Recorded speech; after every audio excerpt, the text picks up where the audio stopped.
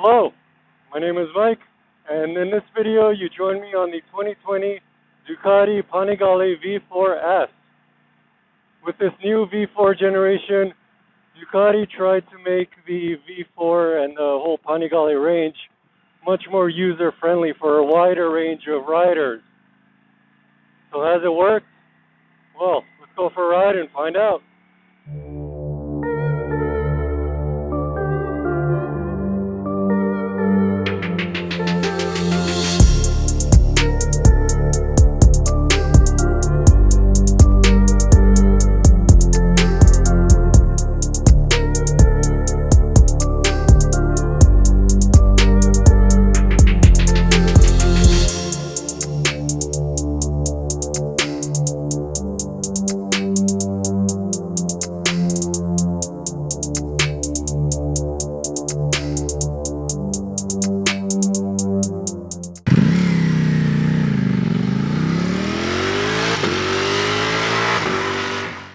The engine is now a little over 1100 cc's, and it develops 214 horsepower and 91 pound-feet of torque.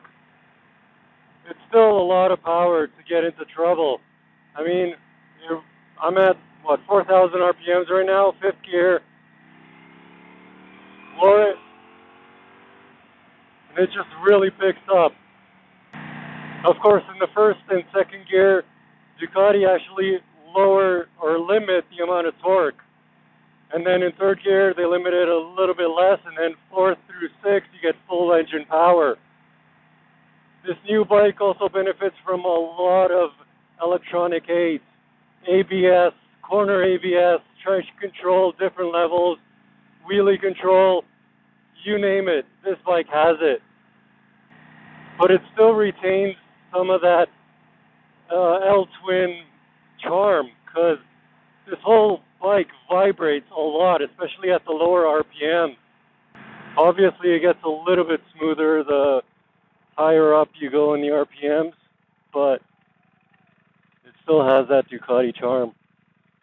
Shifting through the 6 gears is easy and relatively smooth thanks to Ducati's updated version of the quickshift EVO.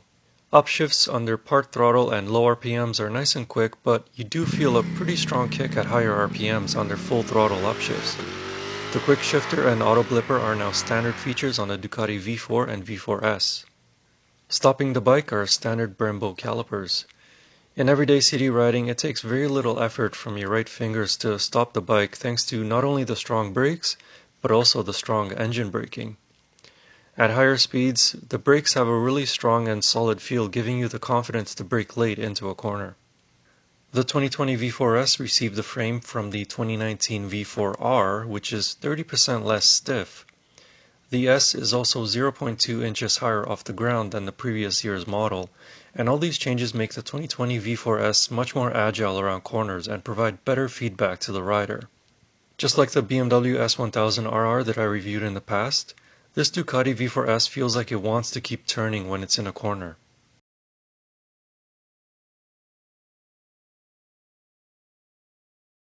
The 2020 Ducati V4S receives slightly wider bodywork and a taller windscreen to provide better wind protection for the rider. This new V4 engine is noticeably wider than the old 𝗟𝗵𝗿, but it's not as wide between your legs as traditional inline 4-cylinders. The riding position is still on the sporty side, but it's not as aggressive as previous Ducati Superbike models. In the past, you'd feel as though you got a workout after just a 30-minute ride, but with this new V4, you'd be fine to take it on a short road trip without any neck or back pain. Where you might feel some pain, though, is in your legs, specifically when it comes to heat, because this bike will still try to cook your legs to a medium rare. The seat doesn't get as hot from the exhaust anymore, but the cylinder head is still exposed right by your inner thigh, so rush hour traffic in a busy city is still very uncomfortable.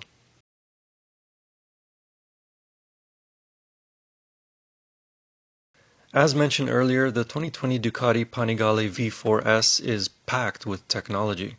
Here's a list of all the available and adjustable features. Each one of these is adjusted with the ride mode, or they can be individually adjusted to your specific preference. The V4S has a 5-inch TFT display that is controlled by buttons on the left clip-on. It's pretty easy to navigate through the menus on the Ducati, although the screen is not as big as the 6.5-inch display on the BMW S1K, nor does it quite match it on the resolution. As for the rest of the bike, it's still a stunning work of art. LED daytime running lights accent the front along with headlights that are recessed into the front cowl. The winglets are now standard on the V4S and produce 30 kilograms of downforce at 270 kilometers an hour. Coupled with a wheelie control and an engine that rotates counterclockwise, the nose of the Ducati V4S feels planted when exiting a corner or accelerating down a straight. The single-sided swing arm remains, which exposes the beautifully crafted forged wheels that are part of the V4S package. And around back, the rear seat design retains the large open holes that were first seen on the Ducati 1199. So have the changes that Ducati made worked? Is this now a more easier to ride bike for novices and amateurs? I think it is. It doesn't feel quite as intimidating as the previous generation, and definitely not as intimidating as the old 1098. But even if you're a professional, you can still have a lot of fun riding this, because it doesn't really feel like it lost any of that Ducati magic. Although it is much easier to ride even for novices and amateurs, it's not quite as attainable for everyone.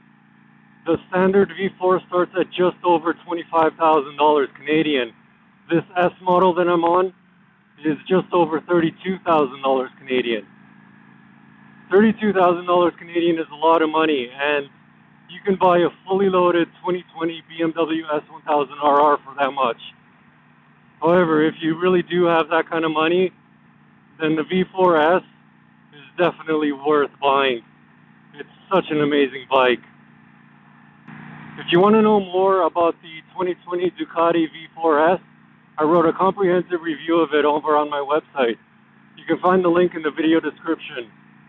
And as always, I will see you in the next car or truck or SUV, hopefully another motorcycle. Anyway, thanks for watching. Take care.